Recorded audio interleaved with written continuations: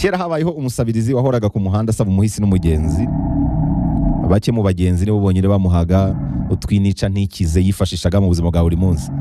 Yahoraga yambaye nabi, afite isura ikobanye cyane, wamunyuragaho wese yamubonagamo ibibazo, yari yarakubititse nta cyizere cy'ubuzima yagiraga. Umunsi umwe rero muri iyo nzira hanyuze umusaza w'umunyabwenge. Nkuko umusabirizi yari amenyereye, yabonye uwo musaza ahita azamura akaboko nk'ikimenyetso cyo kumusaba. Umusaza w'umunyabwenge yarahagaze yitegereza uwo musabirizi, arangije amugirira impuhwe. Umusaza yabajije umusabirizi ati, ko ukiri muto ufite ingingo zose z'umubiri, kuki utashaka akarimo k'amaboko wakora nawe ukiteza imbere aho guhora wicaye ku muhanda usaba umuhisi n'umugenzi? Umusabirizi yarebye umusaza mu maso ati, ndakwinginze ntuntonganye. Ntuntonganye rwose, nahisemo gusabiriza kubera ko nta kazi nabonye nakora, nta mafaranga y'igishoro nabona ngo wenda ncuruza uducogocogo, nta n'ubumenyi runaka nzi ngo wenda bumfashe kubona umwuga runaka. Mu by'ukuri mba mbona ntaho gutangirira mfite, niyo mpamvu nisanze aha nsabiriza. Umusaza abajije umusabirizi ati, ubwo se winjiza angahe ku munsi?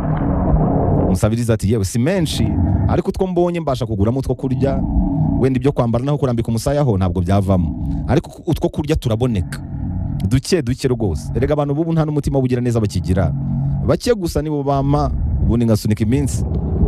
Umusaza w'umunyabwenge yegera umusabirizi neza, arangije aramwongorera ati, inshuti yanjye ntukitotombere ko abantu bataguha nk'uko ubyifuza, ahubwo mu buzima itegeko rya kamere riravuga ngo Imana iha uriya ubasha no kurekura. Kamere iha barekura aho kuba basabiriza. Niba wifuza ko abandi baguha, ugomba nawe kugira ikintu utanga byanze bikunze. Ikindi kintu ugomba kuzirikana, ubuzima n'urugendo, ntugakore ikosa ryo guhora ahantu hamwe mu gihe hatabasha kuguteresha agatambwe mu guhindura inzozi zawe. Niba ahantu hatagukorera, byaba byiza ukomeje urugendo aho kuhatinda. Ubuzima wa mugani nko kunyonga igare utanyonze uragwa.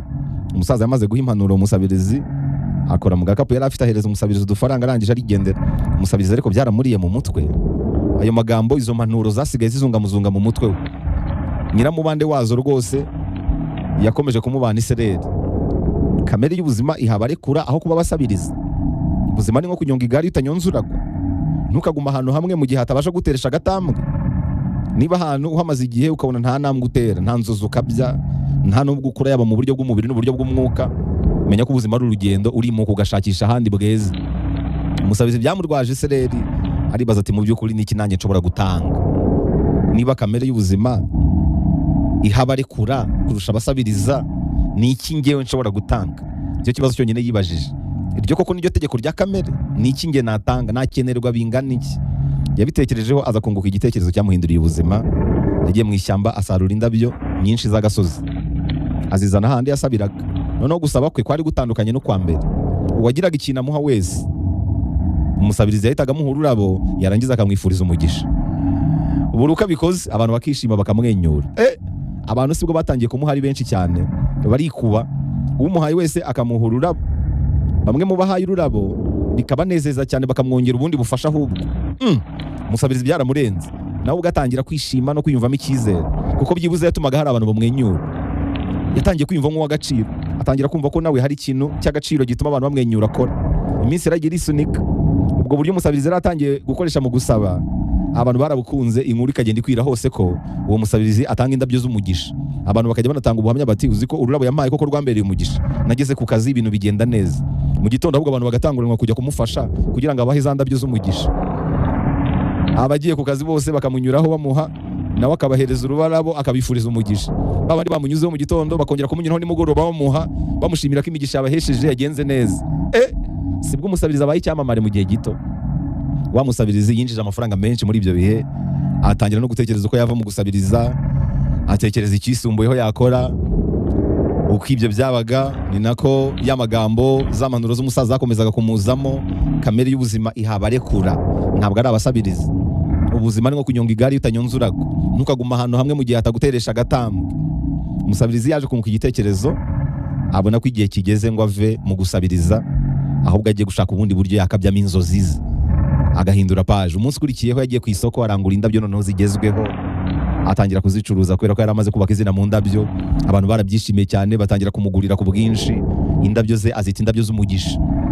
Akora brand y'indabyo z'umugisha. indabyo z'umugisha zihinduka indabyo z'umugisha koko. Utaguriye hariya nta handi hantu yari kugurira, yaramamaye yubaka izina atera imbere, indabyo ze zirakundwa, atangira kugira ibintu byinshi cyane biturutse muri za ndabyo. Yarasigaye ari uranguza indabyo mu gihugu hose, bigera ku rwego none atangira no kuzohereza mu mahanga. Yaratunze aratunganirwa abikesha impanuro za Musaza, amahame 3 yonyine. Kamere y'ubuzima ihabarekura, ntabwo ari abasabiriza.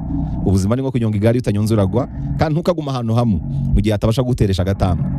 Niba ahantu uriho hamaze imyaka ukabona nta nzozi wakabije, ntiwakuze mu buryo bw'umubiri, nta kintu na kimwe wateyemo intambwe, ahubwo wasubiye inyuma, warasuhereye cyangwa warasigingiye, menya ko ubuzima ari urugendo.